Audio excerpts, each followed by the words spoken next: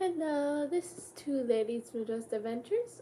I'm Jenny, and I'm going to be reading part 5 of The Incredible Escape of John Surratt. Don't ask why I'm using this as a bookmark. Use what you got, and I was wrapping presents.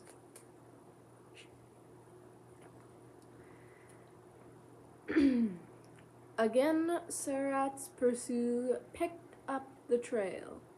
Officer McDivitt lacked the forces and facilities for a manhunt across Quebec, but he appealed to the Montreal police with the Canadian authorities, promising all-out cooperation. It looked as though Surratt escape chances were 0. What American possessing Surratt's beaky profile and Johnny Reb accent could manage a getaway in the Hitlerland of provincial French China. Yet John Surratt did manage it, not far from Thros Riveries.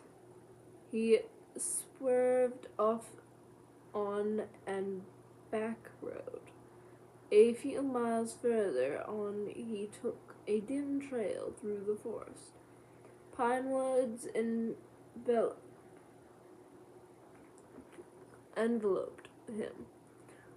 Underbrush screened his track. When McDivitt arrived on his local and the track had disappeared, Surratt had fled into a hole that extends clean through this chapter of American history. In 1901, Glenn Osborne, H. Oldroy, and presumed War Department confidant published a supposedly candid volume on the manhunt for the Lincoln compradors, gathering material for his text. Oldroy D. interviewed Louis Switchman. He also consulted the available War Department records concerning the Surratt's chase. Oldroy tells McDivitt and his detectives party in Montreal saw Surratt leave the house of the Porterfield in company with another man, both dressed alike, each one taking a separate carriage and driving in opposite directions. This is an interesting glimpse into the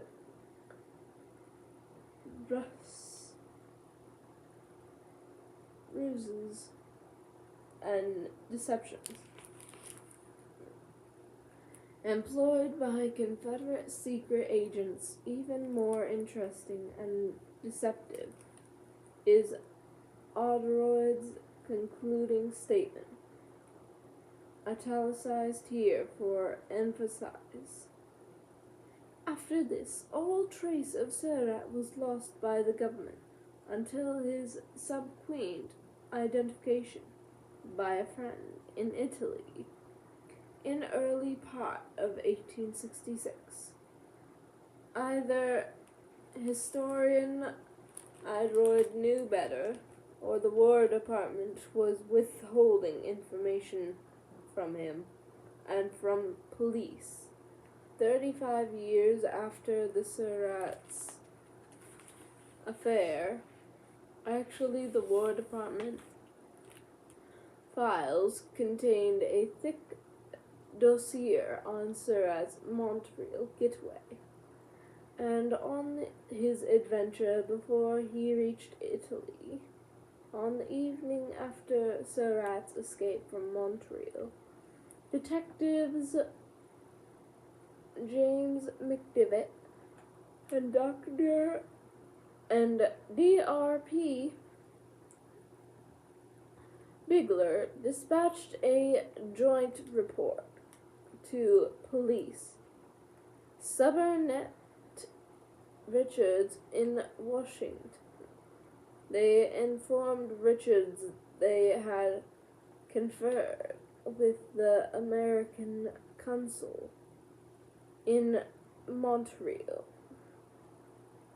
3 parties left here in a carriage last night, one of whom we are convinced was registered at St. Louis Hall as John Harrison, the allies of Surratt.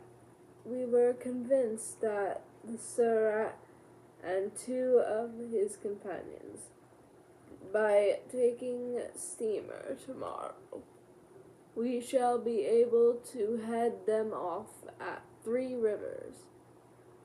The chief of Montreal police accompanies 2 of our party. John Harrison Surratt was not headed off, as hoped, at Thoris Rees, while a decoy, perhaps Porterfield, rattled on toward Thoris Reveries. Surratt and Joseph Du Tilly took the trail to Street Labor and Backwoods village about 40 miles from Montreal. By dog cart, they reached this fly speck on the edge of wilderness of the local parish press. Father Charles Butcher Du Tilly, of the local parish priest. Father Charles I repeated the sentence. Du Tilly introduced Surratt as Charles Armstrong, an American war refugee. Father Butcher agreed to house the exile borrowing under cover in this absurd haven. Surratt doubtless expelled a sigh of relief. He could have relaxed completely had he been apprised of a Washington, D.C. on April 17th. Washington police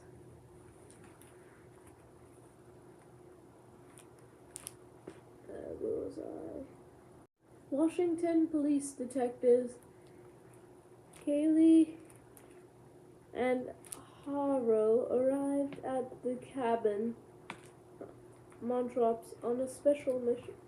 Here is the proofs of one of history's strangest mysteries. Spare the pursuit of the fugitive Surratt. Instead, they bore urgent instructions from Major Richard, ordering McDivitt's party to return to Washington at once. It seemed that deputizing informer Wichman had come under War Department suspicion. Police Surratt Richards had been advised to dispatch 2 special officers to bring him home in their custody. Moreover, the Washington police superintendent had been tongue-lashed for sending a flying squad of detectives to Canada after surratt in the first place. They reprimanded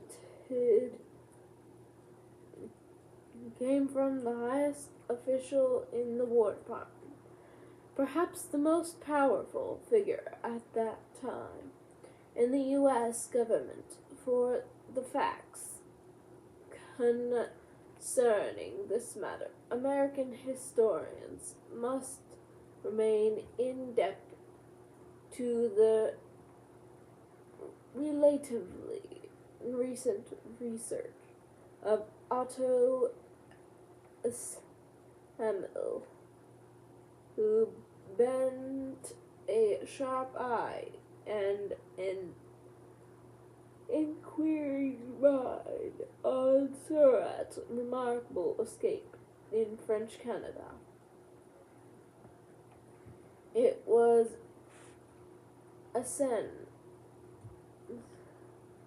Simil, who first unearthed the details concerning the sudden termination of the Canadian manhunt. As late as the sudden termination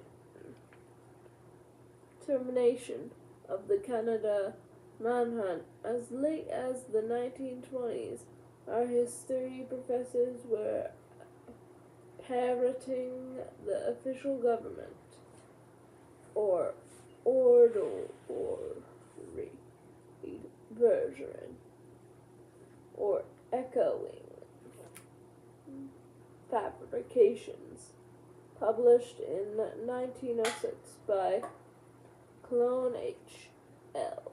Burnett, who had been assistant judge advocate at the trial of the Lincoln conspirators. Intimate though he was with the case, Burnett flatly asserts in his memories that Richmond and Holland had been dispatched on the manhunt to Canada by War Secretary Stanton. Nothing was farther from the truth. This essential discovered in the 1930s when he came across the long-buried records of Washington's Metropolitan Police Force documents, which proved conclusively that energetic Major Richards rushed to the detective party to the Canada on the hunt for John Surratt. War Secretary Sultan put a stop to the manhunt on April 24th, while McDivitt's group probed the tourist retreats area. The Washington police subordinate received summons from a Stanton's office. If Major Richards expected a word from commendation for his astute police work, he was promptly more distractedly disenchanted. Stanton blistered him with scorching seizure. Then he received another military scat from Colonel John A. Foster, one of Stanton's pet provosts,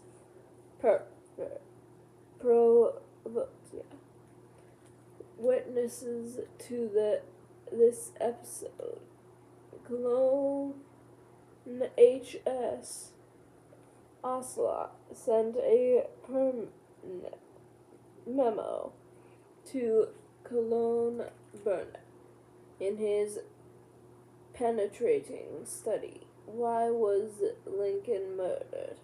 Historian Essential quotes Ocelot's memo, debunk it as follows. You know what? I'm gonna save that for next time. So, like and subscribe so we can get to 1,000 subscribers so we can start beekeeping. And stay blessed, make the world a better place one person and one moment at a time. Bye-bye! Boop, boop, boop.